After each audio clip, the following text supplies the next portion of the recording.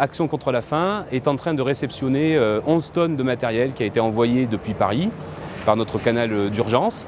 Dans ce matériel, nous avons des stations de potabilisation pour traiter l'eau. Nous avons de quoi creuser des latrines pour l'assainissement parce qu'on sait que dans ce genre de situation, l'assainissement c'est vraiment important si on veut éviter les épidémies et les risques sanitaires. On a du matériel de soutien et on a aussi des tentes et des jouets pour les enfants parce qu'on va aussi installer des tentes de soutien pour les mamans qui allaitent et pour les enfants qui ont été évidemment choqués par le tremblement de terre. Une équipe de Action contre la faim va partir incessamment sous peu en direction du district de Nouakchott qui se trouve au nord de Katmandou en direction des montagnes et de l'épicentre du séisme. Donc on va partir pour une évaluation des besoins et en même temps on va amener une station de potabilisation de notre partenaire Aquasur qui permet de fabriquer jusqu'à 30 mètres cubes d'eau potable à partir de l'eau d'une rivière ou d'un puits.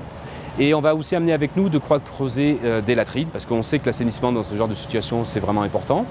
Donc là, on va partir en direction de la ville de Bidour, qui est donc le chef-lieu de ce district. On va installer vraisemblablement la station là-bas.